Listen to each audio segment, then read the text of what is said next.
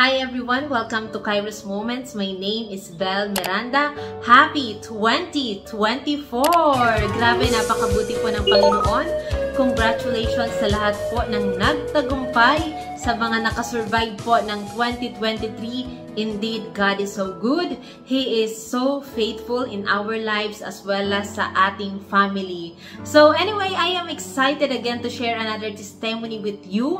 Pero alam niyo po, pag-usapan natin, no? Kasi whenever ito ay nagiging tradition na, I don't know, tradition or madalas lang talaga natin ginagawa, karamihan sa atin, or siguro hindi karamihan, some of us, ay sa tuwing sasapit po, sa tuwing papasok ang bagong taon, we're always having that New Year's resolution or kaya may mga wish list sa ating buhay na yung iba sa atin, we're saying na total bagong taon naman na magbabagong buhay na ako. Tatanggalin ko ng bisyo ko, hindi na ako iinom, hindi na maninigarilyo, hindi na magsusugal, hindi na mambababae, hindi na makikipagchismisan, and maghahanap na ako ng trabaho, mas lalo kong sisipagan, gigising na ako ng maaga sa aking buhay, pag-iigihan ko palalo, and I'm going to improve myself.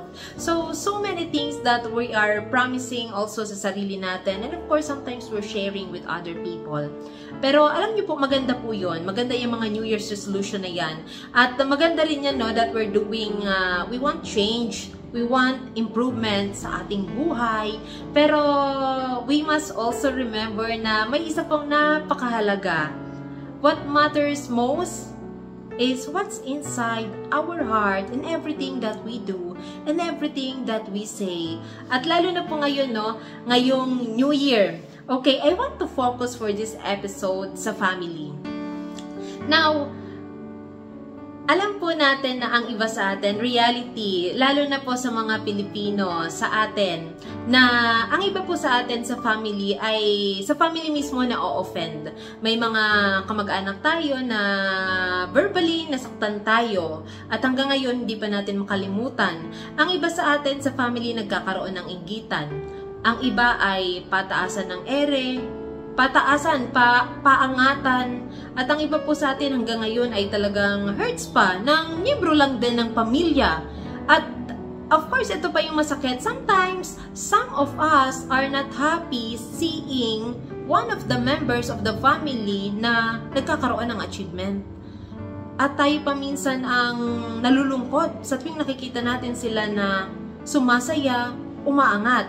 Pero there's something wrong pala sa heart na natin pag ganun tayo. Now also, may iba sa atin na hanggang ngayon ay siguro hirap na mahalin ang kamag-anak nila na talagang nakapanakit sa kanila. Pero alam niyo po, let me share this verse with you. Psalm 133 verse 1. How good and pleasant it is when brothers live together in unity. It is like precious oil poured on the head, running down on the bird, running down on Aaron's beard, down upon the collar of his robes. It is as if the dew of Hermon were falling on Mount Zion. Now, how pleasant it is when brothers live together in unity. Unity is very important in family. Now, let us face the fact na individual differences. Iba-iba ang pangarap natin, iba-iba ang karakter natin, iba-iba ang pananaw natin sa buhay natin, sa mga bagay-bagay. Pero alam niyo po ba, napakasarap pala, no, sa pamilya na merong respeto, ino-honor ang bawat isa, less expectation, more appreciation, para less ang disappointment. And mas masarap pala, no, na we are not easily offended, pero mabilis tayo magpatawad. At masarap pala, no, na inuunawa natin ang isa't isa. At higit sa lahat, mas masaya pala, no, kapag tayo ay minamahal natin ang mga kamag-anak natin, because that is the command of God, not only loving our family members, but also ibang tao. Pero of course, magsisimula yan sa ating pamilya. Hindi, parang minsan, sabihin natin may kanya-kanya tayong pananaw. Pero siguro, napakahalaga po what's inside our heart. nawa ngayong bagong taon, matutunan natin magsimula sa pamilya before we can say na itong mamahalin ko tong kapwa ko, itong kapitbahay ko. Though yes, God is sometimes using strangers, sometimes our neighbors para mas lalong tayong mahalin, para lalo tayong maranasan natin ang pagmamahal ng ating Panginoon. Sometimes we are experiencing through strangers, pero hindi ba mas maganda kung sa atin na mismo magsisimula? Tayo na ang mag-initiate ng pagmamahal within sa pamilya. A family that honors God together enjoy the favor forever. At gawin po natin na ang family natin ay maging sentro ang Panginoon. Nawa na maghari sa ating buhay si Lord, sa ating family, so that we will be united in Christ Jesus. Now, let me share my testimony with you. Alam niyo po akala ko dati, it's really okay. Kasi nga, iba-iba yung pag-uugali din namin sa family namin. Si Papa, iba. Of course, my sister is iba din. Ang aking brother ay iba rin. And sometimes, yung contact namin noon ay hindi ganon. Ako po yung panganay sa magkakapatid. Pero less contact po ako noon. And akala ko noon ay okay lang. I just, nagde-text lang ako sa kanila kapag may mga direct concern talaga ako sa kanila. Pero we seldom communicate with each other. Pero ang sarap pala, no? I've shared my testimony with you sa ibang mga video na nagkaroon kami ng unforgiveness noon, ako at ang sister ko. Even ang brother ko hurts din. Pero ang sarap-sarap pala mabuhay na nagkakaisa kayo sa pamilya. When we learned how to forgive each other, when we made the Lord as the center in our lives, in our family, ang saya-saya pala ng pamilya. Ang saya-saya pala ng buhay. And that is what God wants for us, for our family. So, alam niyo po ang nangyari when we learn to embrace yung mga flaws namin, yung tanggap namin na, ay, iba-iba talaga yung character namin eh. And we learn to respect each other. Now we are enjoying life. And at the same time, yung communication namin, glory to God, it is because of the work of the Lord, I do believe. Because I prayed for it. We prayed for that. Na Lord, we want unity in our family. We want, Lord, na iba-iba man ang pananaw man namin.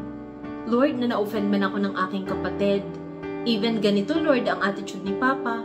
Pero Lord, tulungan mo po ako, Panginoon, na mas matanggap ko sila, na mas lalo ko po silang mahalin.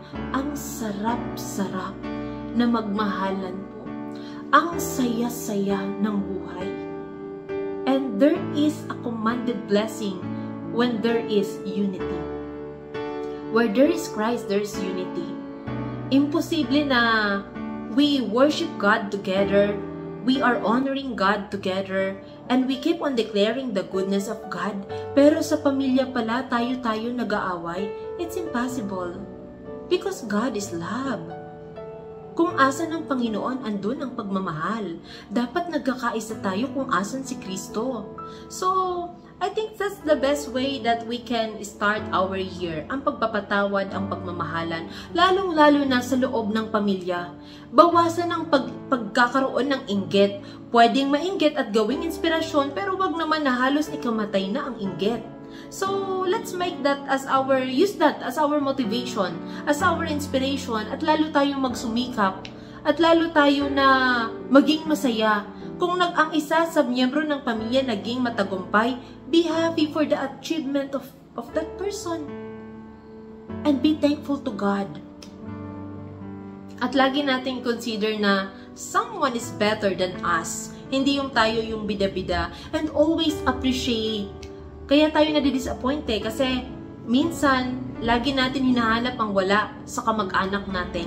At pag hindi tayo napagbigyan, sumasama yung ating loob. Hindi ba minsan pag hindi tayo napagbigyan, masarap yun? Lord, siguro kaya hindi ako napagbigyan? Siguro, Lord, kasi ang gusto mo sa'yo ako nakatutok. Siguro, Lord, gagamit ka ng ibang tao. Pero Panginoon, kahit itong kapamilya ko, hindi ako napagbigyan sa favor na hinihingi ko, okay pa rin, Panginoon, because He is not my source, but You are my source. So, dinadirect lang ng Panginoon yung ating mata. Pero again, it is always nice to start our year, our day, every day of our lives na may pagkakaisa. Look, what the enemy wants now sa family ay magkaroon ng division. And God is not the God of division. He is the Father of unity. He wants us to be united in Him. So, we praise God. Nawa po sa lahat ng nanonood, may you continue to live a happy life, enjoying the faithfulness of God, enjoying your family, enjoying the favor of God in your life. So, thank you and God bless. Happy New Year, everyone. Happy 2024.